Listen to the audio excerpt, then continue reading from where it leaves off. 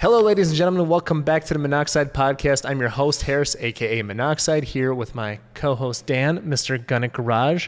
And today we are at Haze Performance, who is a performance fabrication and parts supplier. Nailed it perfectly. First time. Dude, intros are the best thing ever.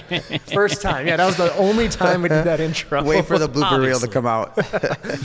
Well, nonetheless, hello everybody that's listening. Today we are out here at Haze Performance, and honestly, this has kind of been an episode in the making. I got introduced to your existence from Dave Rasmussen, which the last time he was on was episode 64, so like 50 episodes ago.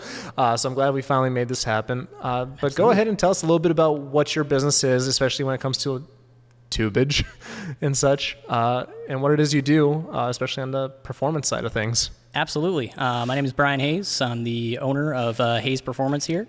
Primarily what we do and sell is mandrel bends. So we have a mandrel bending machine where we can bend tubing from 1.5 outside diameter all the way up to 3-inch tubing.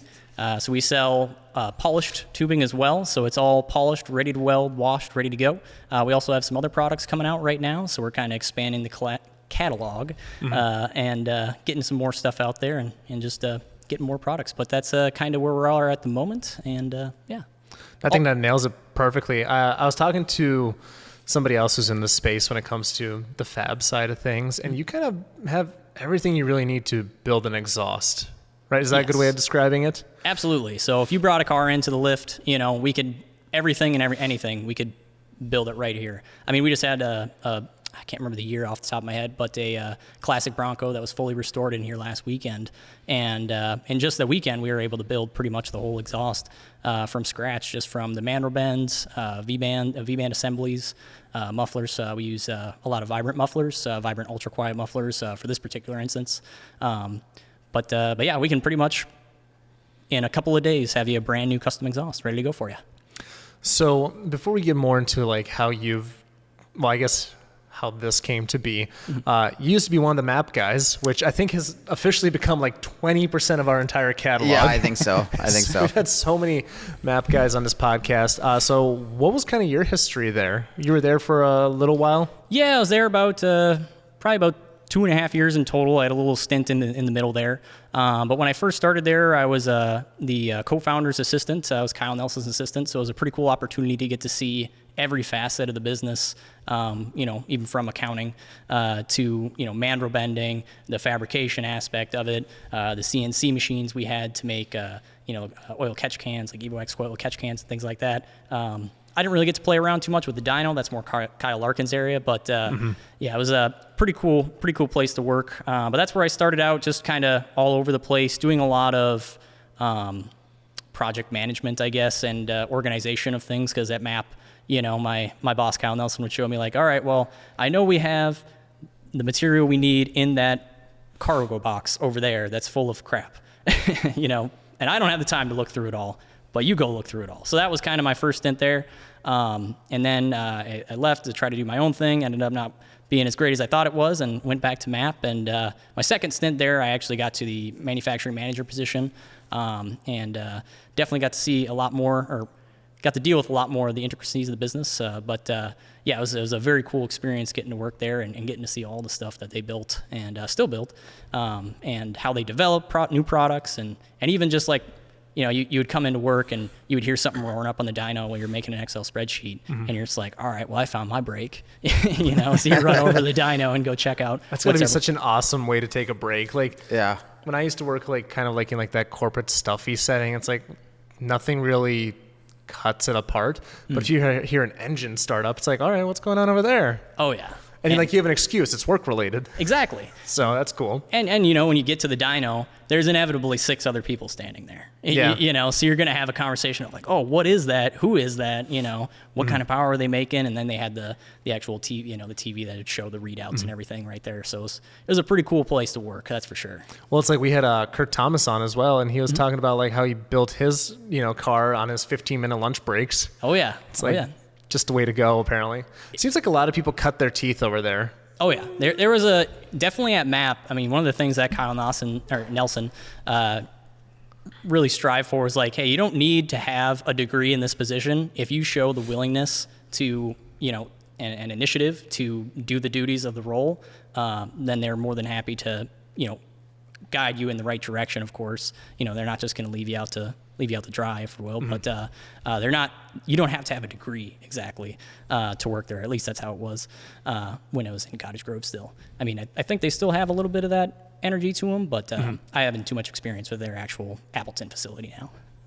I have a feeling that that's going to be something it seemed like you had to have a degree to do about anything now, and I think we're finally going to come back around to where that's not, you can't get anybody to go to work right now. Oh, yeah. Plus, that doesn't always, not everybody has the ability or the wherewithal to go to college, right? So I think that's kind of a crap way of doing it. It was much better to find somebody that might have those skills and then train them on the job. You might find yourself a better candidate anyway at that point. Absolutely, and they're committed to the company as well. Like, right. We had one individual that I worked very closely with. I mean, he started off in the packaging area, so he would package up all the products and do some QC work as well. And he actually ended up being a CNC machinist at the end of the day. And he didn't have any experience in that. He had a he's like, that's pretty cool. I don't know what that machine is, and had the drive to actually go and learn more about it and pursue it. And MAPerformance was like, hey, yeah, if you're willing to go for it, we'll teach you and we'll get you at least the baseline. And I think he's still working in a machining center now, just in Minneapolis somewhere, if I'm not mistaken. So for anybody that's listening that's not Minnesota based, so MAPerformance was an absolutely like a huge staple here. I mean, and once everything kind of went the way it did, a ton of talent got dispersed through, honestly, a ton of shops throughout the city. I think that's a good way of describing it. I would say so. And like I said, quite a few of the people on this podcast have been former employees of over there. So definitely really cool to see people starting up their own shops or ending up at top tier shops and all that. So definitely interesting to see.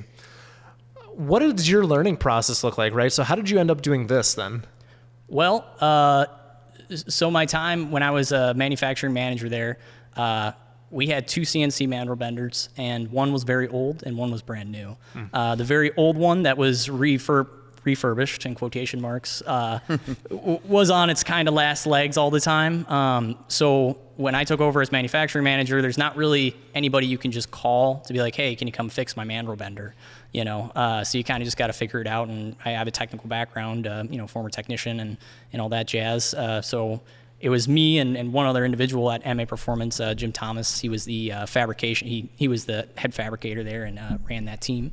So it was me and him who kind of were just always, the bender would go down and like, all right, drop everything, fix the bender time, let's figure out. So I really got to dive deep into, the machines. And then also one of the first things I did when I started or initially at MAPerformance was kind of a little bit of my boss kind of scared me a little bit with this one, Kyle Nelson. He's just like, yeah, so we just had this $150,000 Mandrel bender bought. Figure out how to get it here, how to run the electrical, just have it ready so when it gets here, we can just throw it all up and ready to go. It's like, oh, okay. I'll figure it out. it out. And I did eventually. And so that's how I really got to dive deep into it. And I personally really like electrical work. It's always been my kind of cup of tea, I guess. So when it comes to PLC, automation, basic automation systems, like a lot of these are logic controllers, a lot of these Mandrel benders use. That's all pretty simple to me. So that's how I kind of got into it. And then working at MAPerformance, just seeing an opportunity that we didn't exactly jump on being at MAPerformance because we just didn't want to invest in that particular area. So that was one thing that I thought was a massive opportunity. And when I ended up leaving MAPerformance, I thought to myself, well, why not try to go out on my own and start my own individual shop and do what I was hoping to do at MAP. So. Well, I can't imagine that was it an easy decision to do that, or were you exploring going elsewhere? Because again, a lot of people were like, do I start my own business or do I go work for someone else? Well, when I originally left, when I left MAP as the manufacturing manager, I didn't leave at the last day. So I had left about a year before their last day at the facility, because I could just kind of, I'm looking at all the numbers. I kind of figured out which direction the company was going, and I just asked my boss and said, hey, if we're just going to continue down this road and we're not going to pivot, try to do anything different, I don't want to be the guy to sit here and lay everybody off, Right. I ended up leaving before then. So sorry, I kind of forgot the question there. That answers a question.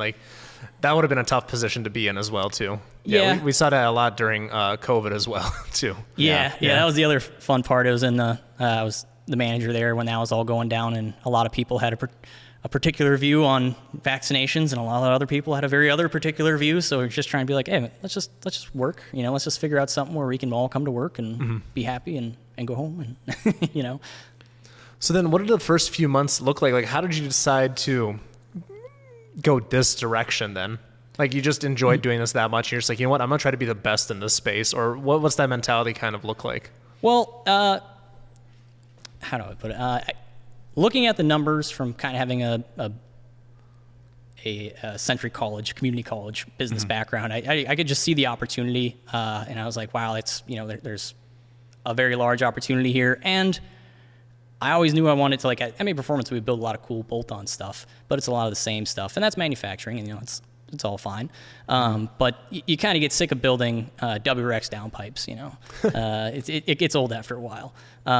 So for here, it's if I can see my product being used on a Bronco build or a C10 and whatever other build. Like I have a custom exhaust on my 300 TD over there from stainless, and it's just cool to see that you can take these things and build it into charge piping, intakes, obviously exhaust, downpipes, anything like that. But you can really make anything you want. Like the opportunity really opens up when you start fabrication.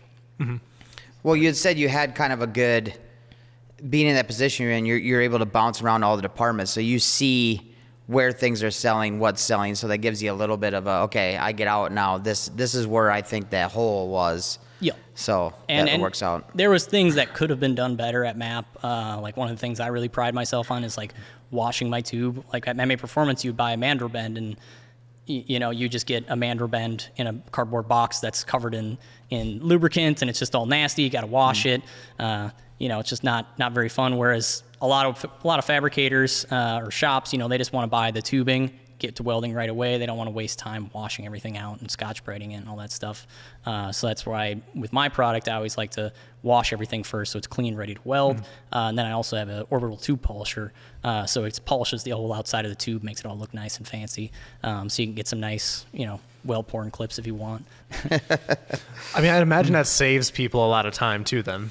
It does. Because at MAPerformance, it was the same deal. Like once a fabricator would get a cart of supplies for that particular, job build, if it's catback exhaust, well, then they would have to go right to the wash bay and start washing out the pipes right away. And that's a 30-minute task because you got to get it all out of there. Because if you start welding with some of it in there, you can either cause issues with the weld or it's just going to burn off and you're just going to be inhaling that smoke, which I'm not 100% sure on the safety aspect of that. I know it is non-flammable, but I'm sure it is not very good to breathe after it's been vaporized. So, yeah, I would imagine not. I would imagine. Yeah. So then, it's probably just easier for you to do it here before you even ship it out because you could just do all of it at once too. Exactly. So I'll do a batch of 30-some bends, and then I'll put it into a agitating parts washer, which is basically just a tray that just moves up and down in a water tank, a heated water tank, and that just creates enough agitation within the tube to get all that oil and grease out of there, and then out of the tube. So then when it actually is all ready to go, it's washed, ready. So you don't have to sit there and get all greasy and nasty and have a bunch of nasty rags laying all over your bench. That's never fun. And burn through shop towels. I've burned through a lot of shop towels in my day. So if I can keep that to a minimum, especially being a business owner now, I found out actually having to buy that. I'm like, holy crap! I'm not just gonna wipe one thing clean and throw it away. It adds up really quick. It does. Go check with like these Cintas and some of those places like that. I was doing some network work for them, and out by the back door they had I'm talking like a mountain of trash bags filled with shop rags, already washed, but couldn't go back into service. So I filled up a Silverado pickup truck with a topper on it, as many as I could get in it, because they were going in the dumpster. They're like, yeah, just take them. Yeah. And it's great. I don't know if I'll ever run out, but I can clean up an oil spill and just throw it away. Nice. I don't even have to worry about it. Nice. Yeah, that's kind of nice. That would be nice to have. Yeah. So I'll definitely, because I go to Uline quite a bit because they have the one up in Hudson. So I pick up all my boxes and stuff from there. So I'll have to stop by and be like, hey, yeah, you guys got that? I love your dumpster diving capabilities. Hey, man, these were not in the dumpster yet, but if any car guy or shop guy is not going to turn down a bag of clean shop rags, Because otherwise you're like trying to use one all the way until it's like, there's no way I should even be using this anymore. Well, I know all about That's awesome. What did you have to do? So did you come out of this with, okay, you don't even have like a piece of equipment, so you had to source everything for the shop here Yes. and find a space and do all that stuff. Can you kind of give us a little rundown on how that goes? Yeah. So I mean, I had always known my whole professional career that I've wanted to go out on my own at some point. So I'd always been kind of saving a nest egg for when that moment came, and now it's here. So it does pay off in the end, but it's depleting rapidly. But that's the joys of business. But yeah, I just had to source everything. So my Mandrel bender, I actually found it on eBay, believe it or not. I got a substantial deal on that one. But for most of the stuff, it's just a lot of Google searching and trying to figure out where's the cheapest deal or where's the best deal. There's a place, it's called Interplant Sales. They just sell machinery, used and rebuilt machinery up in, I believe it's Hugo. So I've bought a lot of stuff from them, like my air compressor, a few other things as well.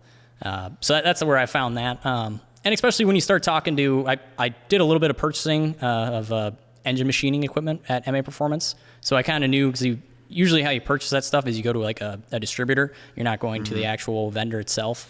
So I had a few contacts already from MAPerformance where I could contact and be like, hey, what do you have available? What's around? What's the average cost?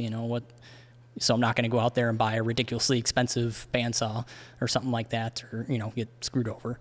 Right. So that's kind of how it started out, just piece by piece, really. I mean, the first year it was just trying to get everything set up and going, and I had done a good amount of bending at MAPerformance, but it was a different tooling, different style machine. So this being a numerically controlled machine instead of a computer numerically controlled machine or CNC, it takes a little bit more. I want to use the word finesse, but it's not the right word. I was going to say finesse. But I guess finesse is... It requires more analog input on your end. Yes. Probably, yeah. It's like I'm watching to see if I see that wiper die stock, if I see it tilt back just I don't know if I can see 0.005 of an inch, but if I see it just like tilt back just a smidge, I know I am probably at the end of that, or I probably need to insert my wiper die a little bit more because now it has that flexibility where it shouldn't. So it's just watching little stuff like that. I mean, every bend, you should really feel the inside of the tube, because you can start to feel like, if your wiper die is starting to get out of position, or if your mandrel's not extruded enough from the machine, you can start to have issues. And with mandrel bending, everything's wearing constantly. So you're constantly changing, you're constantly having to move in your wiper. You're constantly having to change your mandrel position to get that perfect bend. So it's a lot of, I wish it was just put it in the machine and let it run, but there's a lot of little tweaks here and there that definitely took the first year. I got a few scrap bins of, learning over there. But I got a pretty good solid base now, so I can confidently get it all set up and run pretty quickly. Well, what I've always wondered and thought was kind of a neat thing about like CNC shops or any kind of metal work, right? Your scrap is technically kind of worth something still. I mean, it's not as worth as what it was when you bought it in the stock form, but I see guys all the time like hauling in sheets that they've cut out stuff for CNC stuff, and it goes out to the scrap yard. It gets a little bit some. It's not like having to pay to get rid of it anyway. Yeah, you don't have to pay to get rid of it, but it's about 93 cents a pound for stainless tube.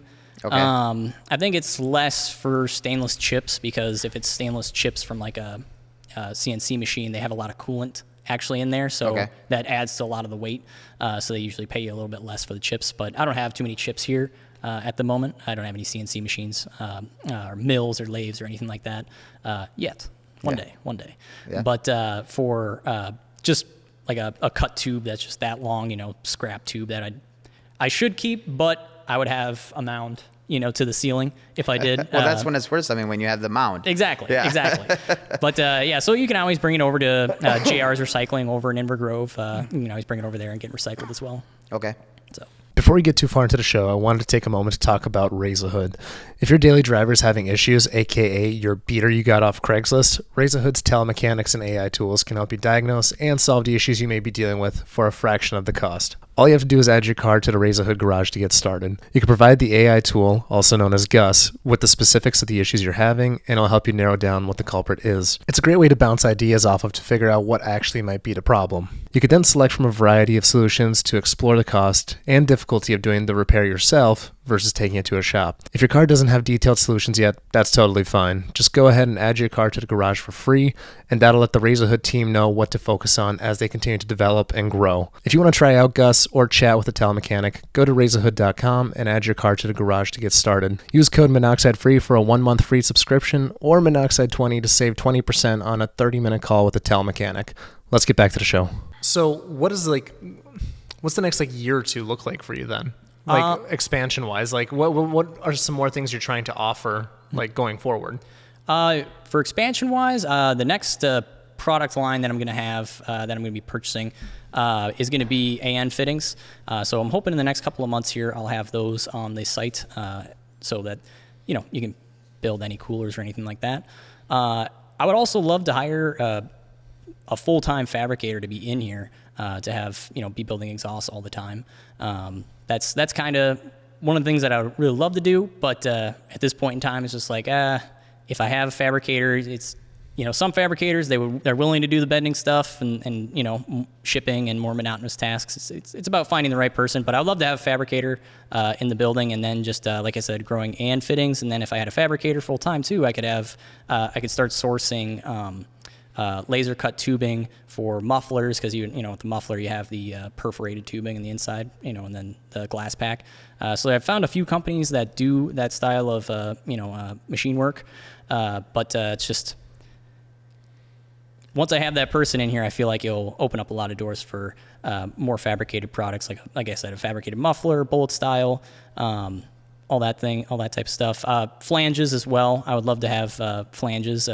That's on the docket, but that takes a little bit more R&D, because you have to buy ahead, measure everything out, make sure it fits perfectly, and then I would have to find the machine shop for, what's the word? Basically sanding it down perfectly flat. As flange that's not flat doesn't really work all that well.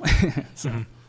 But yeah, so you want to manufacture mufflers and some stuff like that too in here then, huh? Absolutely. Oh, that's cool. Yeah, that's the end goal, is to have a full product line of, so if you're building a custom car, you could just come to my site and you could buy your muffler, your Mandrel bends, your V-bands, your silicone couplers, your T-bolt clamps, everything that you would need for your car, just in one spot. That's okay. Kind of the overall vision for Haze Performance. Yeah, that makes sense.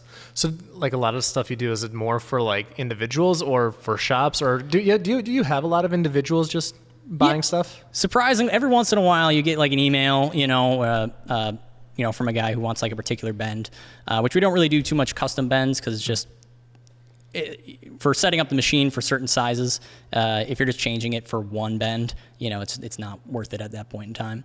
But I have a decent amount of individuals that just purchase stuff for their personal cars, their own personal builds, but the bulk of it is just custom shops that are doing this on a more regular basis. And just from a business standpoint, it's a lot easier working with those folks that are going to be buying again, to build a relationship. And I like to set out, if you are a custom shop, I have a wholesale system, so then you can get a discount if you're buying wholesale for Mandrel bends, anything I produce, Mandrel bends, straight pipe, flex couplers, T-bolt clamps, and soon to be AN fittings. So are they keeping some of that stuff in stock too? They're buying multiples from you at a time and be like, okay, they've got their own bins and they're kind of keeping some of that stuff on hand? Yep. So they would have 5 flex couplers ready to go, and an assortment of 90s and 180 degree, bends, or 120s, whatnot. Just in stock. So if they get a customer comes in and they want a custom exhaust, they'll be ready to go, or they can order it from me and I'll ship it out next day. So either way works. So we're talking a lot about exhaust. Do you do any cage stuff then too? Do you bend any of that kind of stuff for? No, it's all my bending is all thin wall tubing, because it's so for Mandrel bent stuff, there's really no need for a thicker material, because it doesn't crinkle on itself. Where a thin wall tube will actually create a ripple and crinkle on itself, which can slow tube air velocity and cause decreased performance. But for a piece of DOM, which is a really thick tube, you could just put that on what's called a rotary draw bender, which is pretty similar to a Mandrel bender, but doesn't have the key aspect, which is a Mandrel, which is a component inside the tube holding the form of the tube to the actual perfect round shape instead of it getting crinkled in on itself. So you could bend a DOM tube without having any issues on a rotary draw bender, or I can't remember the style of it, but they're readily available where you can just go on Trick Tools and buy one for a couple $100 that can do that. That's just limitations to, you can't have a 4-inch DOM tube and bend it on that, because that's just going to be too much material for it. Right. But it's something I've thought about, but I don't know. I'm not an engineer, so when it comes to cages and stuff, especially selling materials for that, I'm just not familiar enough with the space. Well, that makes sense. If they can get into that, and that I've seen some of that equipment, it doesn't seem to take up a lot of space. That's something that's probably a no-brainer for a shop that's doing a lot of cage work. But, this stuff you have here is kind of bulky, and then it's not worth it for them to invest in that to do the few bends that they may do. It's a lot easier to buy from a supplier like you at that point. Yeah, absolutely. So. And they don't have to worry about tooling costs and the overhead for, everything on the machine. And it's a 3-phase power machine too, so you have to I was going to ask about the power here. Yeah, so I have, I think it's a 200 amp in, and I have full 3-phase, 480 and 220. Okay. So I can run pretty much anything here. I mean, 608's a whole different story, but that's getting to some real crazy equipment. Yeah, that's like whole manufacturing facility. Yeah, that's my neighbor. It's like a cardboard recycling plant or something. They have a bunch of machinery over there. Okay. So they have, I know they have a massive power in, but obviously I don't really know too much more about their power requirements. Right. How goofy does it get on the custom stuff? Like, like you mentioned, like different like angles and such. Like, what's the weirdest one you've kind of had a request for? Well, it wasn't so much, we didn't realize that it was going to be super hard at first. It was a C10 pickup with a 427 in it, and it was lowered. I like this. Yeah, it was a wicked truck. But so we built the exhaust, and the customer calls us like a day after, and he's like, "Hey, I'm driving, it's hitting.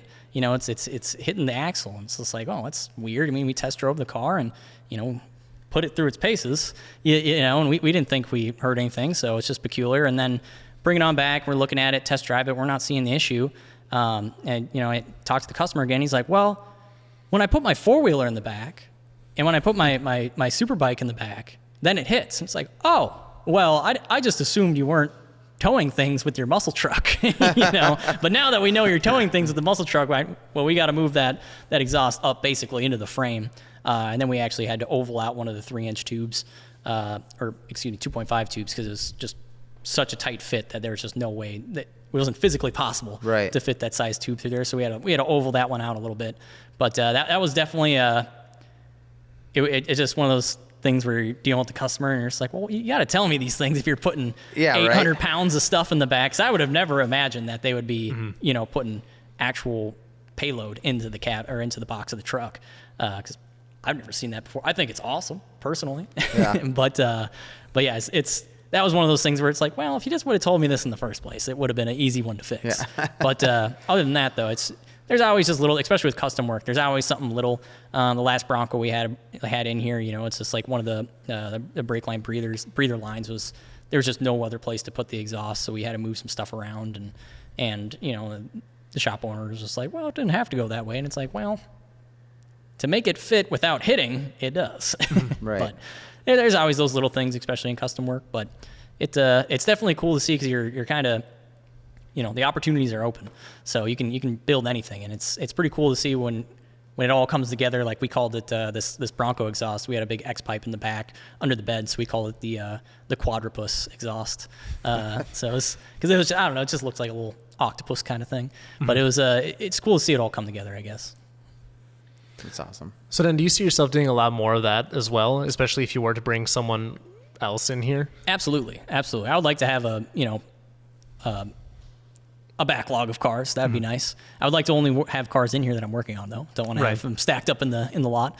But that's definitely something I want to move into, and especially I would like to have, as I grow as well, I would like to bring in 18 gauge, because all my tubing is 16 gauge, so it's a .065 wall. Where 18 gauge, I can't remember the wall thickness off the top of my head, but it's a little bit thinner material. So if like you're drag racing, I've had a lot of drag racing guys who are like, oh, you got to have 18 gauge because it's just a little bit lighter, and every ounce counts for drag racing. So that's definitely another one that I'm looking into for adding on to the collection. It's just the inventory.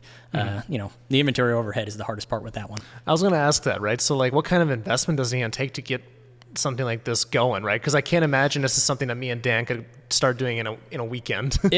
It's taken a lot more than I thought, but it always does. yeah, that's just the way she goes. I've learned a lot about along the way, but I mean, just tubing alone, my last tubing order was $20,000. Holy and shit! It adds up very quickly. But you got to think about in the long term. It's like, well, if I can sell this in the next couple of months, you have a significant return. So it's just that holding cost. Can I manage the holding costs? Right. So, Well, if you wanted to get like 18 gauge, right? Like what's the minimum amount that you would have to spend for it to make sense? well, for a machinery standpoint, that the reason it's so advantageous to me is it's very easy to swap over a mandrel from a 16 gauge mandrel to an 18 gauge mandrel. It just threads right on. You don't have to change any other tooling because the outside diameter is all the same. It's just that inside diameter. So it'd be a very minimal investment from a tooling standpoint, but you have to order. I can't for 3-inch. Let's say I have to order about 313 feet, at least one bundle from the mill, because you can't do half bundles and stuff. It has to be a certain quantity here, else it's just not worth it for them. And then you're also paying for the shipment of that bundle from Tennessee. So it adds up pretty quick. So if you're going to do or whenever I try to do any of my mill orders, I always try to batch it up as much as I can.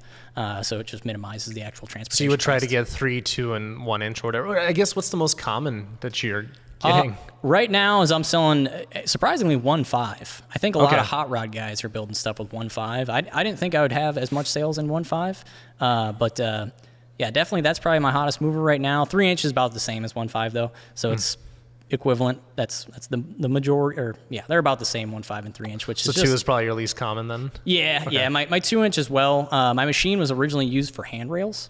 So they would make stainless steel hand railings.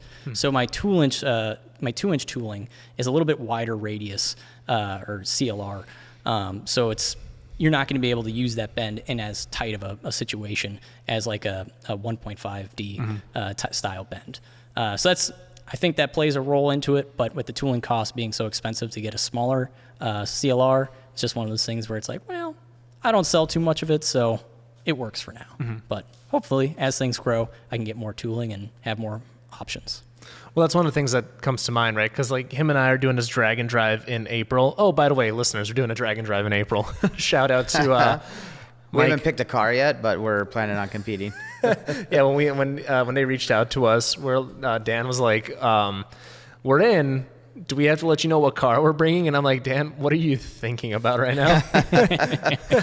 So he's perusing Facebook Marketplace. I mean, when are we not, though? Yeah, right. Exactly. I saw this meme on Facebook where it's a guy scrolling through there, and he's like, "I should get off Marketplace." Puts his phone down. 30 seconds later, now what? Picks his phone back up, goes through Marketplace. Yep, Yeah. that's how it goes. But yeah, again, we're gonna be kind of thinking about drag racing and all that quite a bit, especially as we get. That's right after Texas 2K or whatever. Yep. So I think that's a good portion of our audience when it comes to that sort of stuff. So that's why I'm just curious, right? Because again, it's like, what do people need, Yeah, right? absolutely. So, yeah. And a lot of people want aluminum too. That's another big opportunity. It's just tooling cost again, because tooling cost for aluminum even goes up even further because it's like a high density plastic essentially to prevent it from scoring and things like that. But that's definitely something I would like to look into as well. But I've never done mandrel bending of aluminum before, so it's kind of an unknown. So you'd have some learning to do as well too, which I'm sure a lot of skills probably transfer though. Maybe. Hopefully. Oh yeah, I mean it should be pretty similar to mandrel bending stainless steel. It should be easier in fact, 'cause it's just a much more malleable material. Yep. But you never know. There's always little things that creep up. It's just like my tooling manufacturer messed up on one of my what's called a pressure die, and so it just sits a little bit lower. So whenever I slide my tube in, if I don't have a spacer in, it just scores the side of the tube. And so when you're going to polish it, you're sitting there all day just polishing away, trying to get that scratch out of there. But if you add that little spacer in, it's just the little things, that's obviously applicable to just my tooling, but there's always those little learning curves. Do you ever get any requests for titanium? Not really, to be honest. Okay. I think titanium,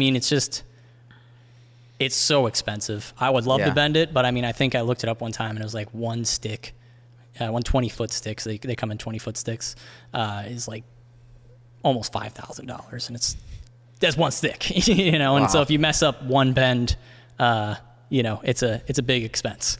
So yeah, hundreds of dollars, or you know, maybe even thousands. Yes, so. It can add up very, very quickly. So it's something I would love to do, but in the future, when I have a little bit more, if I have a little bit more funds to play around with, The learning funds is what I like to call it. Yeah, exactly. Because the only way you're going to learn is you gotta fail to figure out what's gonna, you know, what you need to do to actually make it work. So. Oh, absolutely. Yeah, like that's kind of like where I'm at with like everything that we're building with monoxide. It's like, oh, all right, we can breathe a little bit this month. What can we experiment with? Like the experimental fun funds. Yeah, no, I totally get that. So then, do a lot of people go the stainless route then? Yeah. I mean, for stainless, you have high strength, high heat retention. It's never going to rust. You know, you get some cool colors when you weld too. True. So I feel like that's the one everyone really wants, and especially in racing, you know, when you're dealing with really high horsepower applications, stainless is definitely the way to go. Oh, okay. Because it can. I mean, like I said, it can retain that heat more, so you're not going to have as much heat soak under the engine, things like that, in the engine bay, I should say. But yeah, so there's a lot of reasons for stainless, and you can't go wrong. And it's not too much more expensive than aluminized stainless steel, or excuse me, aluminized mild steel. So it's just like, if it's only a little bit more expensive, why not go with the stainless rather than just a mild steel? Can you explain to us a little bit about the grades of stainless? Because I've seen that too. Like when I bought some tube and stuff too at one point in time, but I didn't know. I just bought myself 2 little straight shots. Again, before I knew you were down here, otherwise I'd just come talk to you. But it was where I went from my X pipe that was made to go to the stock headers, and then I put headers in, but it necked down there, and I didn't want that, so I cut off entirely and had somebody weld into 3-inch pieces for me. But that's when I was looking at the different grades of it. So can you run us through that a little bit? Yeah, absolutely. So there's a 301 stainless, which has essentially the thing that makes stainless is nickel and chromium. So 301 stainless would be like the least amount of nickel, least amount of chromium, and it's the nickel and the chromium that prevent, you know, that allow for the corrosion prevention, things like that. Okay. So then you go from 301 to 304, a little bit more nickel, a little bit more chromium. 316, you know, again, more nickel, more chromium. Then there's a 304L, which is low carbon, so that can help with welding. Because if you have, you would have to, after welding, you should anneal, which is essentially like a heat treat over the weld. But with a low carbon, you don't have to do that in a high production manufacturing process. So, like with my flex couplers, they're all 316L because the actual manufacturer of them, they don't have to actually anneal, which then saves costs at the end of the day. But yeah, so there's 304L stainless, and then 316L stainless, and then there's, if you're looking for super high end, you know, never gonna rust with high heat retention, there's a 321. I don't really have an experience with 321. It's on the more expensive side, but again, it's just more, from my understanding, it's more nickel and chromium in there that just allows for that higher heat retention, and I believe there's a higher structural integrity on 321, but I guess don't quote me on that. Okay, fair enough. So what's the one that you mostly use then? 304 stainless. Okay. Because that's the more nickel and chromium you have, usually the higher the cost. With there is also 419, which is much less chromium and nickel in there. But I don't really do anything with that, because you can even have a 409 stainless. Like I have a 6.6 Duramax, and it has a 409 stainless muffler, and it's already rusted after a year and a half. So it's like, it's stainless, but not really. Right. So I use 304 because you're just never going to have any issues with that. And higher the grade, more nickel, more chromium, more corrosion prevention. So like 316 is mainly used in like chemical plants.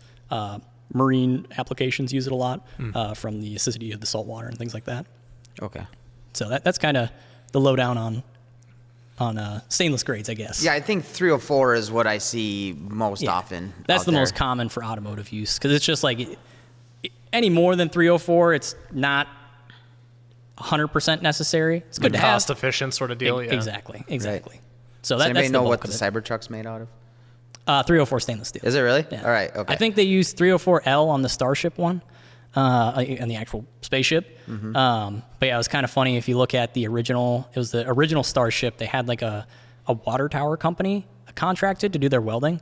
So it's all like flux core, just terrible MIG welding. So if you see like the original Starship, it just looks terrible. The welds are garbage. But now they've actually got it 304L stainless and professional like pipe fitter welders on there. So it actually looks legitimate and not like someone just had, you know, a Harbor Freight welder and just kind of made one in their backyard. But you never know with Elon. He could have done it. Right.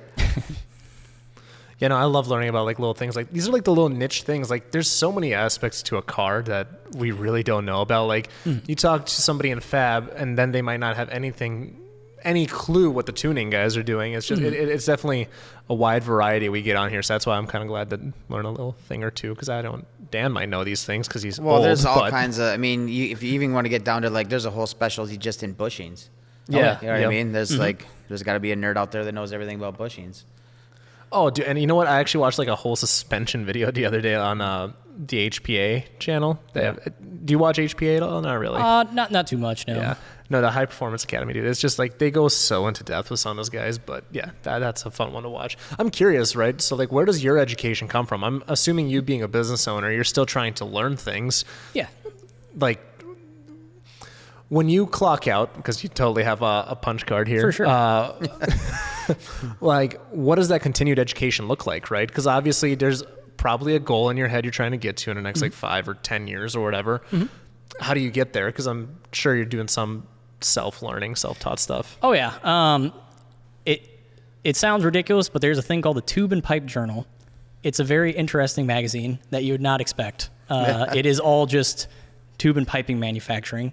I started reading it when I was at MAPerformance, just to kind of get a better idea of like what's going on with the industry. Because you can see like, oh, they're talking about how all these steel mills have high tube inventories because all their production's getting cut. So then I can call my tubing supplier and say like, hey, I would love to take that off your hands at a cheaper rate. So stuff like that. Also, I went to UTI after high school, and really I went through the automotive diesel industrial program there. So that's kind of the full kit and caboodle, I guess. How long is that program? It's about 2 years. Okay. About 2 years, and then I went to the Mercedes specific. It's called the Elite Start program out in California for 4 months, just learning Mercedes specific systems and their platforms and things like that. But really, from UTI's core training in automotive diesel industrial, like they give you a lot of. If you're willing to sit and actually listen to what the instructors have to say, there's a lot of people there that are just like, oh, I just want to work on cars, know, and they don't want to actually listen to the lectures.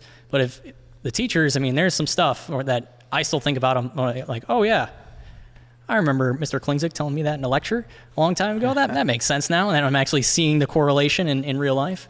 So they gave me a really, really good base to work off of. And then being at Mercedes, you get to work on a lot of different systems, from electrical systems to fiber optic systems to hydraulic systems. They deal a lot in hydraulics, and like the hydraulic suspension, things like that.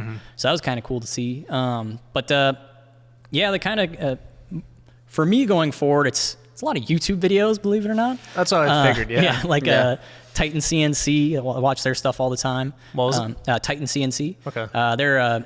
They just go over everything CNC. They have a lot of training courses as well. Like if you want to just get the basics of like what a mill is, what a lathe is, how they operate, the tools they use, how to run them, things like that. They have that whole thing on YouTube. So that's always very interesting. But a lot of, and then for car stuff, I mean, I try to read books as well, just trying to, like, I'm reading a lot of marketing books at the moment, which is, I'll give you one that I would highly recommend. Perfect, because there's a few that I've read. Actually, I'm just going to say, for example, one of the ones that's really crucial for the success of this podcast, especially in the last 6 months, is 100% due to Alex Hormozy's $100 million offers, leads. I don't know. He's got 2 of them right now. And then his podcast, right? Which is great for a lot of people that listen to this, because I know you don't listen to my podcast. It's okay all the time. I'm not heartbroken about it. I know you should be listening to other things, but that's one of the ones that I listen to all the time, because I'm thinking about how to take, to me, this is a business to the next level. So I know I have a lot of business owners and shops and people that do monotonous stuff that listen to this. So that's always a fun one, and you will learn a lot on the marketing side of things on that front too. So that's the one. I'll send it to you after. It's worth checking out. Awesome. Yeah, I got cozied up with a shop in an Airbnb in the past, and I was like, man, these guys are watching like videos on like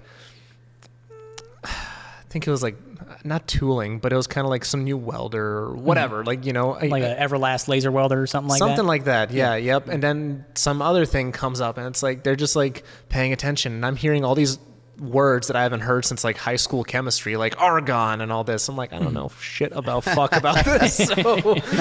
So it's kind of cool to see like what different people are interested in. So, so Titan CNC. What else? Anything else kind of come to mind, or is that kind of the go-to fall asleep to that? That's a big one for me because they have a lot of videos and they go over a ton of different CNC applications, from like CNC grinders to like Heller equipment that's used for like creating all of the Chrysler engines and things like that. And he tours those facilities and it's Trumpf is a CNC company out of Germany. They make laser welders and punch tools and things like that. That's I actually learned a lot about them from, again, YouTube. It was a very I don't even know why. It was a trucking YouTube channel that I was watching for a little bit because, you know, just how it goes. Yeah. And they were working with a company that made truck grills, and so they were talking about all the Trumpf punch machines, and I had just no idea what those were. And it's just a little punch that just goes around on a giant 4x8 sheet of stainless, just punching away holes to get the, you know, those perfect grill designs out of stainless steel for big Peterbilts and W9s and stuff like that. So you have your website set up, right? So I'm guessing everything you have here is inventoried. How quickly are you going to go through these baskets? Do you have any idea, or you just like to keep a ton of inventory? I like to keep a ton of, or more inventory than I think I would need, because it does take a little while to get, you know, tubing from Tennessee. I do have some vendors in the, you know, in the Twin Cities area, EMJ and a few other folks that I'll use if I run out of particular, like, oh, I'm out of 3-inch and I have back orders, so I need to get tubing here tomorrow rather than, you know, 2.5 weeks from now, if I ordered it direct from mill. So I usually like to keep a little bit more. I can't, for let's say 1.5 UJs, which is the 180 degree bend coupled with a 45 degree bend, just kind of look like a U and a J, hence the name. Right. I sell through about 30 of those in a month. Oh, wow. So okay. it's a pretty good seller. I know a lot of hot rod guys are using that 1.5 inch diameter tubing. So is that people all over the country then, or? yeah, it's Okay. everywhere. That's pretty cool. I try to only keep it in the United States just for you know, marketing purposes. I feel like that's more advantageous to me at this point in time. And plus also shipping out of country and all that, it exponentially goes up with a pain in the ass meter. So yeah, and the my shipping account, I don't do enough volume to get the discounts a lot of the bigger companies there's that too, do. yeah. So it's for international shipping yet. But so mainly my 3 big states are California, Texas, and Florida. Those 3 states are the bulk of my business, to be honest. Oh wow, Florida, that's down there. Oh yeah, Yeah. oh yeah, and but you know, that's where all those big shops are, and in the winter too. You know, I see a lot of the sales up here start to slow down, which you'd think people would be working on their cars in the winter. Yeah, that never ends up being the case. No. It's kind of funny. We talk about that with a lot of these shops here. Everybody kind of goes into hibernation mode, and then all of a sudden it's springtime, and everybody wants their car in right now. Oh so, yeah, oh yeah. Do you have some shops or some like local ones here, even some other names that people might know that you supply your stuff to, or? I supply all my stuff to, I don't know if anybody knows the name, but like 9 Mile Motorsports, they do some fabrication work on, you know, a whole assortment of different things. So they buy a lot of my tube. There's a company, KRW Performance in Chicago. They buy a good amount of my stuff as well. I can't remember there's one in Missouri as well that comes to mind, but I can't remember the name of that shop. How do these people find you then? I really don't know, to be honest. I'm trying to figure that one out. It's like I started the site and I was just like, all right, well, no one's just going to come to a random website. And then, You'd be surprised. Well, out of nowhere, it was a company called Fab 28 out of California, and my 2-inch is a very specific radius. It's 5-inch CLR, as we talked about before, which most people don't want because it's wider. They actually wanted that specific size because they were making a motorcycle exhaust. I don't know which motorcycle in particular, but they were making a motorcycle exhaust, so they needed an exact 180 degree bend with a 5-inch centerline radius. And so like it's probably my second week of starting things up and things on the website. They just called me up and they're like, yeah, we want 30 this month. I'm like, okay. It's like, holy shit. I can do that. I can do that. So I've sold a good chunk of change to them. Fab 28 out in California, Northern California, I believe. But they usually stick to the 2-inch 180s. I've been trying to get them to do more 2.5 stuff, but you know, we'll get there. We'll get Yeah. Well, that's pretty cool though. Like right out the gate, like all these different companies working with you. I mean, again, do you see a lot of sustainable work? Like, is it a lot of repeat customer stuff? Yeah, then? yeah. That's the bulk of my business is just shops coming back. So that KRW Performance in Chicago, or Chicagoland area. People in Chicago are. Anything within 100 miles of Chicago is Chicago to anybody that doesn't live in Chicago. Absolutely. Yeah, fight me on that. But yeah, it'll be like every couple of weeks they'll buy an assortment of stuff from us to build whatever exhaust. I think they just built a C7 exhaust over there. It's always cool to see too. It's like, oh, I know, I those bends are mine. That's cool. Yeah. To see it all come together and see what people do with them. So it's always a cool aspect of it to see it all come together at the end of the day.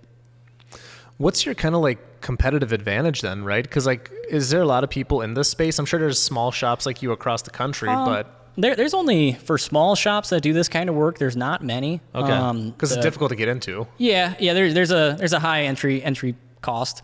But Stainless Bros, they're the big boys on the block. Vibrant obviously is another big boy on the block.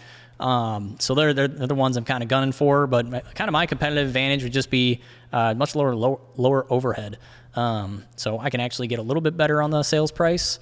But Not a big health insurance guy. He's like, nah, later. yeah, exactly. Who needs that? Who needs that? Payroll, okay, nerd. Yeah, But I'm sure as we grow, that overhead will course. grow a little bit. But that's kind of my competitive advantage right now. And especially a lot of the bigger places, they won't have all their SKUs in stock all the time. Mm-hmm. And if they do, you'll order something, it'll be like 2-3 days processing time sometimes, and that's not exactly what you want when you have a customer's car waiting on the lift, taking up space, and you're just like, oh, well, I told them Friday, and then it took 3 days to ship. So all my stuff, if it is in stock, it's going out next day and bringing it to the UPS store that night. So it's getting to you a little bit quicker than the average.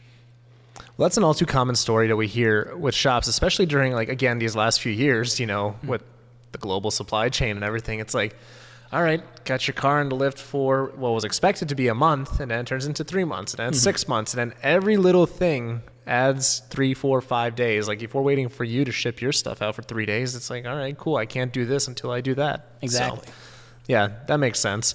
I mean, the nice thing about you being a solo guy, at least, for the time being, you can literally just go run to UPS right now. Exactly. I have it in stock, go rip it. So do you think that might be a problem as you get bigger? Like, how many SKUs do you have right now? Like 20 probably? 30? Oh, no, like 100. 100? Okay, yeah, so I was way off. Well, that's just my SKUs. Right. For if it's like I had an order come in the other day, it was a 3-inch UJ, 2 3-inch UJs, and it was next day early AM shipping for their shipping option. So I'm like, all right, this guy needs this for whatever reason. He's spending more on the shipping than he is on the product here. So like, Holy shit, that that happened yesterday, and the UPS store in Hastings is very close to an Arby's. So I'm just like, well, I can go get Arby's for lunch. I can drop this off. It's a win-win, So it works out in that regard. But eventually, I'd like to set up average pickup times through UPS so they'd be coming by once or twice a day. To then that's pick a pretty everything cool up. Setup too. Yeah, because that makes it a lot more, and it's more of a predictable thing too. So I always, for me, if I have a package, I'm shipping it out because I definitely don't want to forget it in the back of my car. That's just, it can happen very easily. So definitely don't want to do that. So if it's in the car, it's going to UPS that night. But it's, as I grow, I would definitely like to have those 2 pickup times, and then you can set up that that standard as well to be like, hey, if you order after 2, like at MAPerformance, if you ordered after 2 o'clock, that was after our second pickup from UPS. Right. So you're not going to get shipped out that day. Where now I can still get it shipped out same day if it's ordered at 4, but it gets tougher. Like, so I used to work in a warehouse where, I actually used to do like shipping for like the UPS section. Like that's literally like 95% of what I did was like UPS stuff. And it was really cool. Like you had these specific times, and then it's like, oh, if you get that next day air, like you had to like sprint across the warehouse. Like, all right, we got to get this going. Not like the Amazon people that they don't get to use the bathroom. It's not that bad, but, but yeah, it's like, all right, the last pickup is at 8 p.m. and that, next day air, all that, you got to throw that on there. So yeah, that's pretty cool. But so I guess kind of back to my question then is like, so what happens when you have 1,000 SKUs? Do you even get to that level? Is that kind of at MAPerformance? Well, they had a SKU problem there. They were just when they originally created them, they didn't create them in a organized manner. So another big portion of my time there was spent trying to organize the SKUs, and they had about, I think it's like 12,000 SKUs. Yep. So Jesus Christ. it was very unorganized as well, but made some spreadsheets, made it all organized. It works. But yeah, I would definitely like to get there. And then it's just a lot of spreadsheets, at the end of the day. You can do a lot with Excel. Functions, they come in handy. Make crunching numbers a lot easier because I am very much dyslexic. So doing mental math is not my cup of tea. You can only go so far down the chain. Like you could probably hold like 6 numbers in your head at most, and it's like, all right, we're fucked. Yeah. So then having a spreadsheet, having it all visualized, for me especially helps. Yep. Yeah, so you probably have a little bit of an idea of like where you want to grow size-wise, and again, seeing it from the size that MAP was, you kind of know what not to do probably. I've seen a lot of the mistakes. So it's just like creating SKUs, for instance, having a process for doing that right off the bat, so you're not having to go and redo all the individual listings, later on down the road, and creating just like I just created a ledger, so it just goes down the list. The product number or SKU just increases as it's farther down the ledger, and you can easily search it. But at MAP, it was a very irritating, thing, because you would have our part number, then you would have like a manufacturer part number from our vendor if it's like a bent up piece that we'd use as a core support or something like that, or something like that. So it'd just be. Sorry, lost my train of thought there. No, you're good. Yeah, just kind of like how I was like kind of like mismatched or whatever at MAP, but like when it comes to like SKUs and such, or yeah, just having a process for doing that instead of just kind of flying by the seat of your pants. If you have a process, it makes it much easier in the end, and to ascertain like what's going on here and how this system is growing. And it's all about processes and systems. Unfortunately, with business, it's not the funnest thing, but if you have good systems and processes and good people, I think that's the most important part about a business, is having good people. Good book is Good to Great, if you're familiar. Talk a lot about that. But what was this called again? Good to Great. Okay. It was a book that came out about 2016, 2018, somewhere in there. Okay. Who's it by? Any idea? I can't remember, but it's just it's a study of, I think it's like 20 different companies that went from $10 million companies to nationwide. Right. Like Walgreens is one of the companies, for instance, and they just they went and interviewed all the executives from from those companies from those time periods, and said like, hey, what was the difference between what you were doing here compared to here? What were you guys doing differently? And a lot of the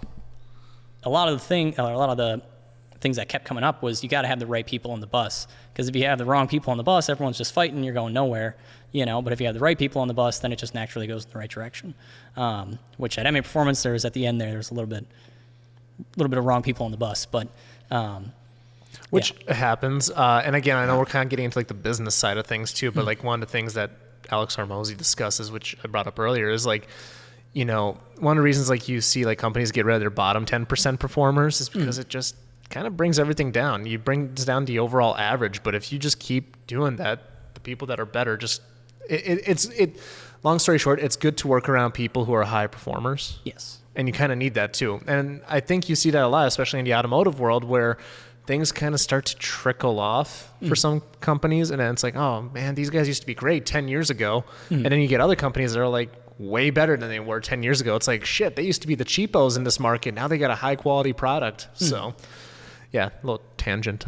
I think complacent. There's a lot of people, once they get successful, then they just get complacent. I feel like a good chunk of some of the issues with MAPerformance, like they were building new products, but I just don't feel like they were doing a lot of the stuff that they did in their initial growth period, like going to more drag events and building actual, like record-breaking cars and stuff like that, rather than just focusing on building bolt-on exhaust, which, yeah, that's their bread and butter. They're making a ton of money off of it, but it's just not getting the same reach, If you were to go, because again, you kind of mentioned like potentially in the future maybe doing like aftermarket like exhausts for cars or whatever. What's something like, and this doesn't have to be an actual answer, but what's something that you would love to like do an exhaust for?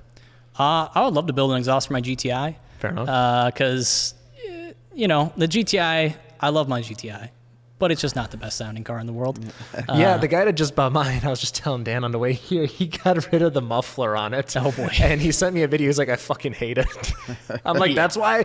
Like my last car, it was just a catted downpipe stock exhaust. And it was perfect because it's a 4-banger. Anything more than that, you're out of your fucking mind. It's hard to get those to sound very good. Yeah. And the drone, it can be really Miserable. hard going down the highway, especially at long distances. Well, they You're only just droning along. have 6. It's a 6-speed, right, or whatever. So it's they only got 6 gears. Like my new one's got 7, so that's really nice. You know, just a little lower RPM, but it's like, dude, it's kind of rough. Like if you're going at 80, your It's teeth buzzing. are rattling. Yep.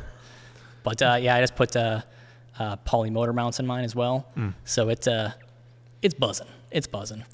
I've been trying to chase down a rattle in the car the whole time I've owned it, though. Oh, mystery I have found rattles. it. I have found the rattle, so it is subdued at this point in time. Yeah. So I'm happy about that. What was it? My center console. I bought my GTI certified pre-owned, and I had the center console replaced once, and then they replaced a few other assortment of things because they just thought I was an insane person because it was a very light rattle, and I was a technician at the time, and so when you're driving without music or something, and you hear something, you're just, what's that? And you start feeling around, trying to get it to stop and go. Yeah. So- I hit a pothole at 80, and then the rattle came that never went away. So, yeah, that was one of those, I think we went airborne moments, which I've done exactly 4 times in my life. Not fun. But I talked to Brian May over at Ratified, and he told me, I was like, the clamps or something on the exhaust or whatever. He's like, yeah, because it was only when my car was cold. That was usually when I heard, when I leave my house, all right, I hear this rattle, I hit a pot, right on the way to the stop sign, I'd hear it rattle 3 times. But then the car would warm up and it went away. So he was like, I don't know, it might be this thing. I don't know. It's the new owner's problem. He's probably chased it down by now. He did so much work on that car already. That'd be a cool one to build an exhaust for. Let me know if you make it sound good. That's the tricky part. But I would like to play around with, especially like I said, I wanted to go into actually manufacturing mufflers in the future. So I really want to play around with the muffler design to see how we can affect the noise of it and, control drone and things like that. And just really have some R&D into it to make a really proper exhaust. Do you have some ideas already? Like, if you on how mufflers work? You've probably been watching YouTube videos and all I'm a kinds big of stuff. Corsa fan. Okay. I had Everybody is. That's kind of like one of the go-tos. Yeah. I had my first car was a 5.3 Silverado. And I had Dynatec high flow or long tube high flow headers, and then high flow cats, and a Corsa catback exhaust. And as a high schooler, it was phenomenal. It made me a lot of friends at UTI as well. It's kind of funny at UTI, everyone just knows each other by cars. So you just walk in and you're like, "Who are you?" "Oh yeah, red Mustang." "Okay, yeah, I know who you are."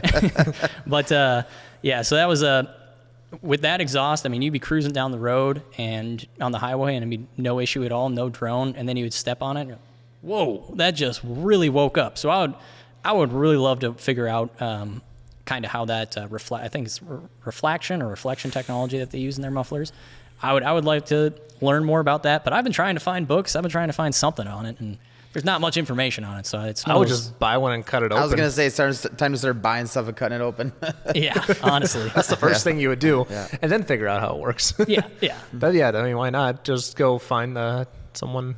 Probably has one at Copart somewhere, maybe just sitting. Oh, I'm sure. There's an eBay Corsa exhaust out there. Oh yeah.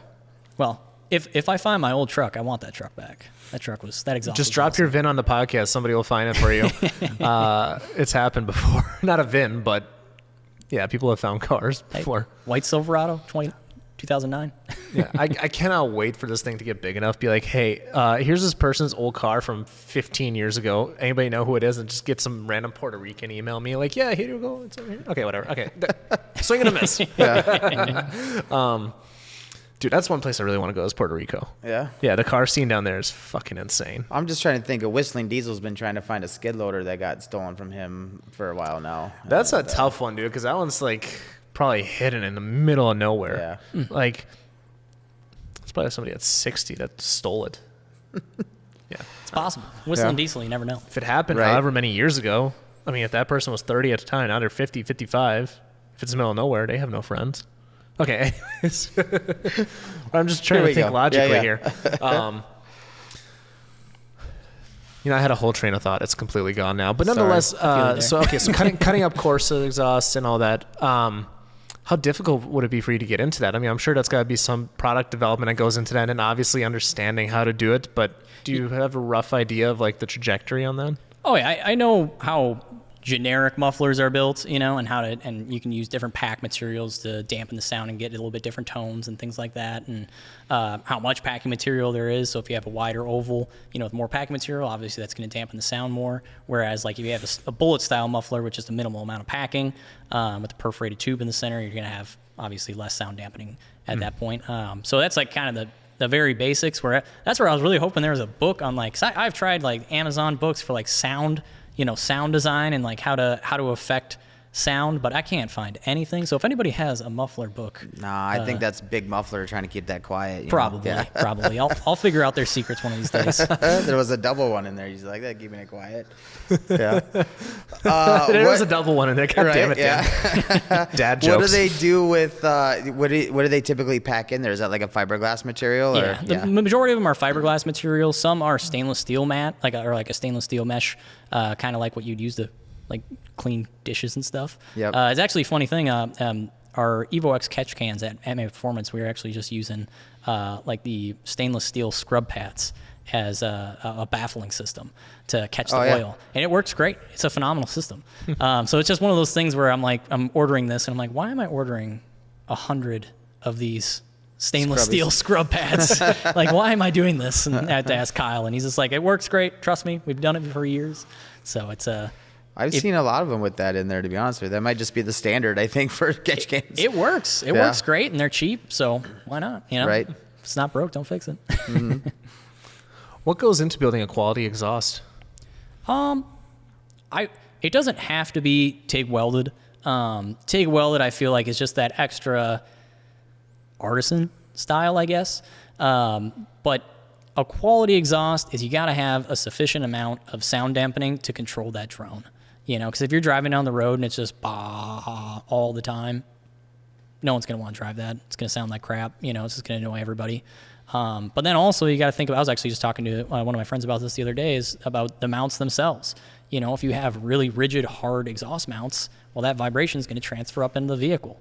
So then, you know, if you're spending $3,000 to $4,000 on a custom exhaust and you just want your, you know, let's say, for instance, is that Bronco, you know, you're not using this for racing or anything, so you're just using it to cruise around town. You don't really want to feel the, you know, the whole exhaust vibrating beneath you. You know, it's just you want a more of a tame, normal, modern car feel.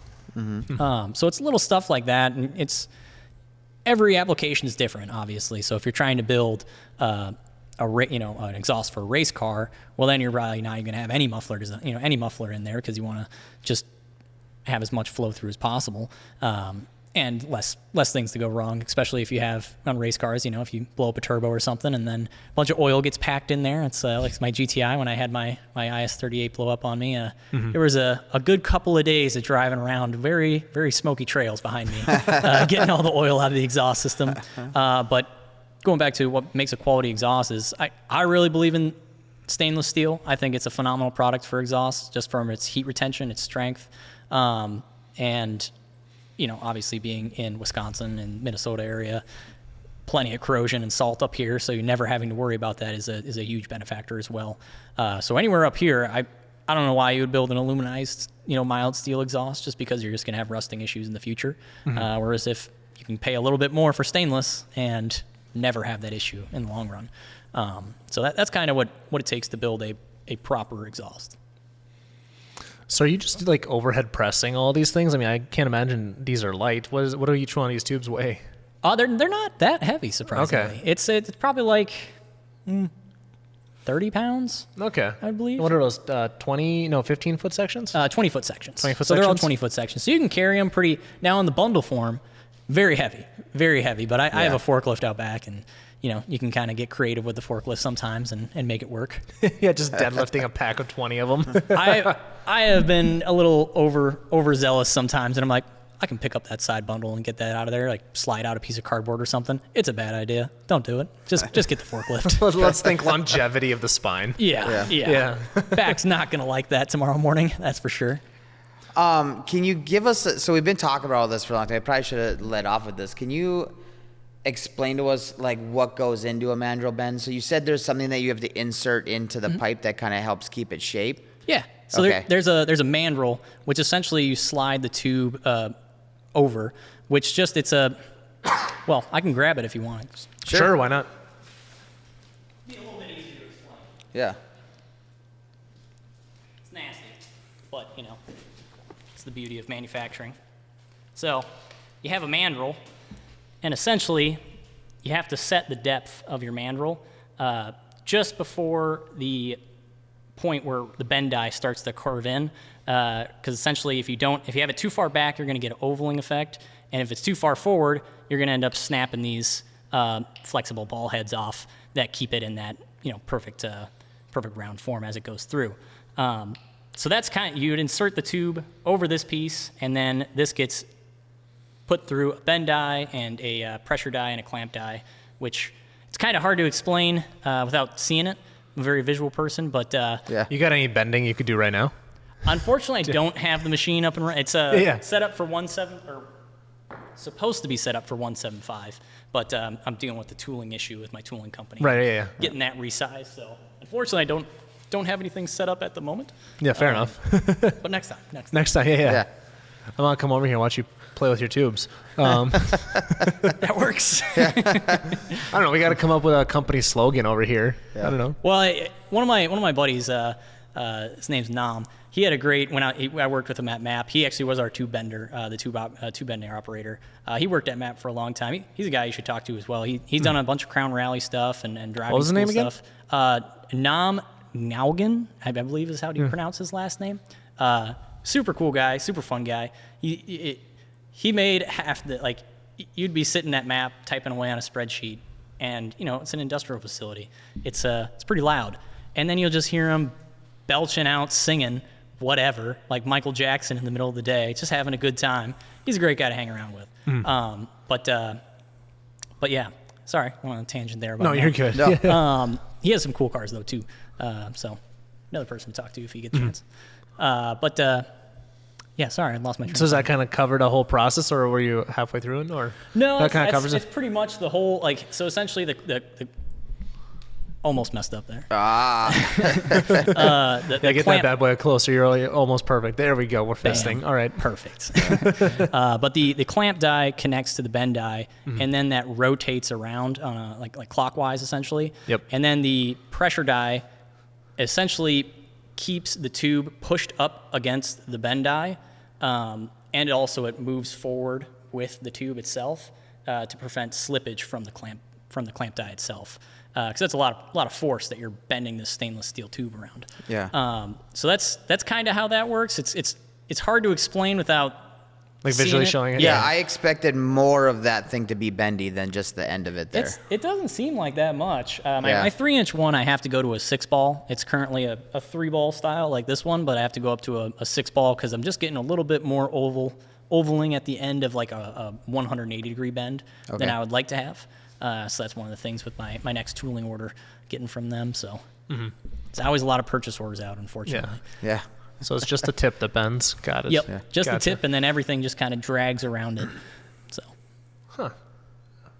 Yeah, that's pretty cool. So are you spending like an entire day here? Like you're probably pretty busy at this point if you're cranking out orders of 30 for people. yeah. I mean, it depends on the day, or really the week. Sometimes there's slow weeks where I'm just kind of all right.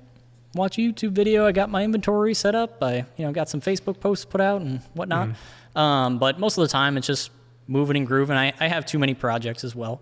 So I got my 300 TD that I've been dinking around on forever. So finally getting that up and running, and then my GTI getting that up and running. And I would have liked to race this summer, but now it's next summer.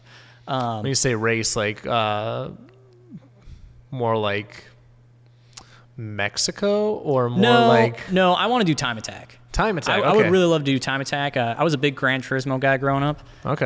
So I did a lot of time attack racing on Gran Turismo.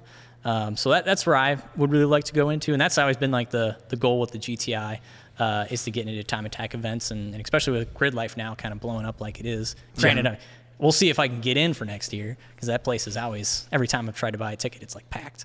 But yeah, so I'm hoping to get that into at least Grid Life up in, oh my God, I'm blanking on the name. Road America. Okay. Yeah. So I'm hoping to get that. That's at the Grid one Life I want on to there. try and get to next year too. Yeah, so it's I've had my GTI on an autocross track, but it just didn't really get to open up the legs. Yep. You know, and autocross is fun, but it just I kind of had a bad experience that my first time going to, so they didn't let us walk the track, and like we only got 4 runs, and 2 of the runs I'm like, where am I supposed to go? You know, so I drove off track a few times, but. Yeah, I've had. It is very confusing when you're just relying on the cones to tell you where to Yeah. go. It's yeah. I could just hear Piero laughing right now. You noob. Yeah. But no, I've done exactly 1 autocross with my last car. I had a blast with it, but yeah, it depends on the track setup too. Like I was able to open it up, but that was more like described to me as kind of like autocross meets road course, because I think I was able to hit 3 digits for sure. Oh, okay, yeah. Not often you do that on autocross. No. Yeah, so like especially since you're on a hybrid, like you're probably not getting into a boost a ton. Yeah. Yeah, Not really. I mean, unless we're under anything under 2800, it's just a dog. yeah. But once 2800 comes around, it goes. It lights up, goes. yeah. Yeah. Yeah, the new owner of my car sent me a video of doing like a rolling burnout in my car. I'm like, Jesus Christ, just launched it, because like I never used the launch control in that car. I was just like, you know what, let's not. Yeah. Let's not risk it. Let's not risk it. This is a daily driver after all. He sends me a video and I see smoke coming across the video. I'm like, all right, got it. He's having fun. He's having fun with Just it. absolutely right? ripping it. Oh, yeah. Yeah, no, that was a blast of a car, and you're making more power than mine was too. Which again, not a ton of power, like in the grand scheme of things, of depending who you talk to. But like, you know, I was making 340 wheel and what was it, 390 foot-pounds of torque. So not bad. Not bad at all. No, And especially on a tighter track too. Yeah, especially on like yep, exactly. Yeah, no, it's a great. That's gonna be a fun one at Time Attack. I cannot disclose what Dan and I have swirling around for potential ideas in the future, but that's more budget oriented. I feel you there. Yeah, I need to figure out the merch situation. We got to come up with some cool designs or something. Then we can start funding Time Attack projects. But that's a later Hell yeah. problem. If you want to look at another one that'll be opening up, I don't know when exactly, but the Optima Ultimate Streetcar Challenge, that one's a lot of fun, because then you get to do you go to do stop box, and then you get to do autocross and the road course. Oh, okay. So you've yeah. got a car that's kind of suited good for all of those things. Hell yeah. So that's a really fun one. We really enjoyed it. Hell yeah. I really would have enjoyed the Optima Ultimate Streetcar Challenge with that last car. Dude, yeah. like the road course, like, yeah, I wouldn't be able to keep up with like you, for example. But then again, Jay and that little cute RX-7 of his, he was able to put up a fight. He was in the top third. Yep. Like with the fast guys. Like he was the slowest of the fast guys. Yeah. So that'd be a really cool one to check out. That's a super cool event. yeah. The stop box really has me intrigued. I really want to try Yeah. that. Yeah, that'd be fun. Well, shoot. I think we're slowly starting to wind down here. Unless you had any more questions coming up, Dan. No, I just figured we made it all the way through, so we probably should ask what Mandrel bending is and how it works. So I kicked that one in there at the last minute there. Yeah. I mean, is there anything that we may have missed before we jump into the usual 3? I can't think of anything off the top of my head. Pretty much went through most everything. Other than just like the only thing I can think of would be tube polishing. Okay. That's just Make it pretty. do a little advertising here. Sure. Having a polished tube is just a little bit nicer than just a standard annealed outer coating for the tube. So that's something we definitely offer. I don't have the pictures on the site yet, but hopefully this week. I was actually probably today, or I was going to do it today, but had a little change of plans. But we're getting those put up on the site here soon. So any bend that you're going to order from us is going to be polished and ready to weld. When it comes so actually that kind of brings up a good question. When it comes to like imperfections, right? Like for example, if you get like hot spots like inside of like a cylinder, that's a problem, right? Like a really big problem. Is that something you have to kind of consider when it comes to like exhausts as well? Or is it usually not as big of an issue to worry about like imperfections? I mean, if you're dealing with a rear mounted turbo, then if you're going to be doing a lot of 90-degree bends, you're going to be slowing your velocity down quite a bit, and that's going to affect how fast your turbo actually spools. So in that case, more so. But for hot spots, I mean, you'd have to be creating some real high heat Right. Out of the cylinder. So maybe like a rotary engine car or something, just spitting flames out the back. That would take a little bit more. But I think the only real reason you go like up to a 321 would be like a 321 grade stainless would be a high heat situation, high horsepower, high vibration. Just because, like I said, for when we're talking grades earlier, just has that more nickel, more chromium, more heat retention, and it's just an overall stronger material. Yeah. Do you find yourself learning a lot more about chemistry in this, or not really? More than I thought. I was not a good student in high school, believe it or not. And Car enthusiast was. what? Crazy. Yeah. But I've definitely learned a lot more. Like I saw 316L a couple, like probably 2 months ago, and 304L. I'm like, well, I always see that L on there, and it never really, I didn't know what it means. I just assumed it's the same, but it's not the same. It's just like little things like that that just come across. So you do learn a lot of cool stuff, and like what annealing is. It's just like a heat treating essentially for stainless steel after it's been milled, stuff like that. I find it very interesting. I'm not sure many other people would find it very interesting, but You'd be surprised, man. This little hobby of ours, people can talk forever. That's a problem I have run into as a small business owner. Is I had a phone line, and there had been so many old guys that are I think they're just bored, and they just want someone to talk to. And I'm like, hey man, I like talking about cars. I can't sit here and talk to you about cars all day. I got stuff to do. And there was a point where I was getting like 3 calls a day from people who just want to chit chat. I'm like, I love chit chatting, dude, but. Yeah, we've had quite a few shop owners that have taken down addresses or phone numbers or whatever, just because it's not like nothing against anyone. It's I got work to do. Exactly. It's like, I would love to talk to you about cars, but I'm a one-man show. I got stuff to bend. I got stuff to cut, so it's, I don't want to be Send an email. We'll see how serious it is, then we can move on from there. Exactly. Yeah. Exactly. Well, sweet, Dan, you want to pop the usual 3? Or you got a question? Well, okay, so we touched a bit. So we talked about this. We talked about the Bronco. But so you're telling me anything, if I got exhaust I want done too, if I need it, I bring you my whole car and you'll put it from, will you build headers, all that kind of stuff? Or headers we definitely can do. We would just I don't have flanges in-house. So we would have to order flanges. Usually you can find a flange for almost any head out there that's being put into a race vehicle, of course. Right. So for headers, we just need to get that flange in, and we can start going on it right after that. But anything from header back, I mean, we can start and have it done in a couple, 3 days, and that's a full custom exhaust. So we can have it done pretty quickly. The opportunities are limitless, essentially, with Mandrel bending and fabrication. Because if you want duals, we can do duals. If we want an H pipe or an I pipe or X pipe, whatever you want, we can make it happen. Okay. What's your shop rate? Shop rate's about 130 right now. Oh wow, okay. Yeah, so we're on the higher, trying to maintain, still be on the lower end because it's still a smaller shop, but at the same time, it's. I think that's a fair. I think that's about average nowadays, to be honest with you. It's the days of $90, $100 an hour shop rates are no longer. Yeah, especially with power and just insurance is the big thing for here. Yeah. Because there's no sprinklers in this building, so I have to pay a substantial amount for insurance, even though there's only one flammable liquid in here. I was gonna say there's not a lot of flammable shit in here. It's just hydraulic fluid in there. That's it. Yeah. But yeah, I have to pay a ton for insurance because. Whatever.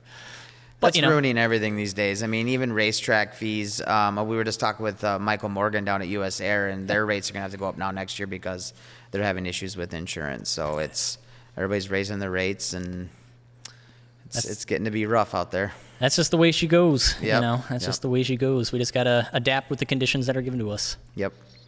Yeah, no, literally everything's up insurance. And I think this is kind of a natural spot to kind of plug Matt Nelson, who I've gotten like 15 referrals in like the last like 2 months or whatever.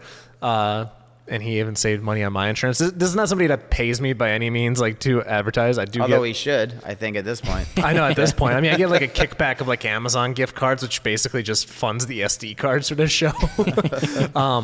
But no, if anybody wants his email, just hit me up on Instagram because it's kind of funny. Like people I've never talked to, people who have left me on red have reached out like, hey, I need that email. So, but no, like, yeah, insurance is a rough run right now all the way across. Like the amount of people that are like, yeah, my shit went up like 30%. Like they even tried to jack up mine, and then I was like, yeah, never mind. I'm going to Progressive. Bye, bitch. Sort of deal. But I'm out.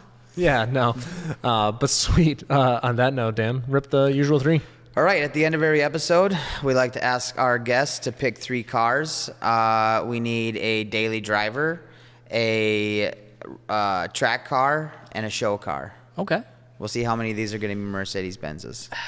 Maybe all of them. Yeah. But for daily driver, E63S wagon. Sold. Because they're the best. You can do anything. You can haul some ply. You can haul a 4x8 sheet of plywood if you want. Really? Oh yeah, they'll Yeah? fit. Put all All the right. seats down, they'll fit. Put a Nice. dog in the back, you're good to go. You can be a truck, you can be everything. And they're just ridiculously fast on top of it, and comfy. But so that's for daily. For a show car, I'm a big Pagani guy. I like the Pagani Zonders. I've always been a big Zonder fan, but that new Utopia, whatever you want to call it, is pretty wicked as well. I don't know. I'm just a big fan of that purple Pagani Zonder that Lewis Hamilton drove. Then it was crashed. Yeah, that one. Okay. Yeah, I'm a big fan. I'm a big fan of purple as well. So just purple and Pagani, perfect match. So basically, Hamilton's before he crashed it. Yes. Or after. It might be more affordable now. Yeah, probably is. But Sweet. track car, I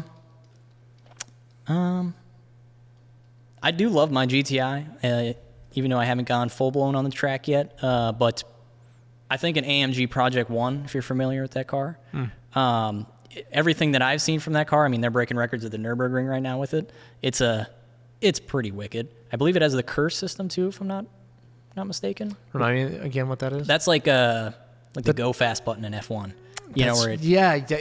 Okay, just come back to me. Yeah, the AMG one. Yeah. Yeah, I'm not, yeah. Okay. so I think it utilizes a alter stator on the flywheel, and then that just gives it maximum electric torque, which then spools up the engine faster, creates more, goes up to high, Yep. max boost, and then you're moving at that point. And I think most people, or I think a good bit of people know at this point that that's basically a street legal F1 car. Indeed. Yeah, I think it just ran a 630 at the ring. I think that's what it was, 630. Wow. Which, speaking of batshit crazy cars, how about the ZR1 doing 233 miles an hour? I would be terrified in that car, but it's wicked that it can do it. Yeah. I've done 189 in the passenger seat. I'll pass on anything faster than that. That's nuts. Yeah, I'm all for fast cars.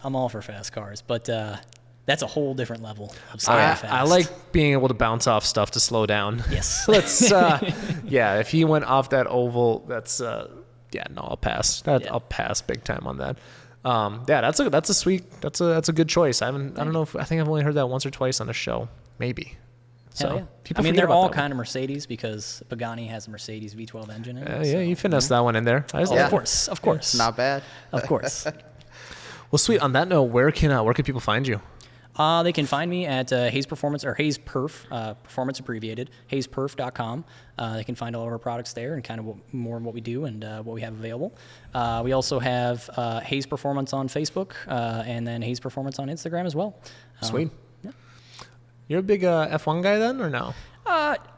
You dropped an F1 car in there. I had to ask. I'm just a big Mercedes guy. Mercedes I'm all guy. about it. I'm all about it. Just the what they were doing before the kind of the funding cutbacks, with the active tow and with the curse system and things like that. I thought that was just absolutely awesome because I go on a little rant about Mercedes. Their whole thing is win Sunday, sell Monday, and they really push a lot of the technology in their road cars with their race cars. Mm-hmm. Too bad their race cars suck now. Yes, so they ain't pushing much at the moment. Yeah, but they'll get it's a little there. rough. They'll They're get coming there. down to comeback. It was a rough few years there, but hey, they were the GOATs for a little while. Exactly. Good So. 10-year, 12-year sprint. Yeah, something you don't like that. win 8 constructors championships for no reason, Indeed. boys. So, well, sweet. On that note, thank you very much for coming on and making this happen. Dan, thanks for existing, and we'll see y'all next time.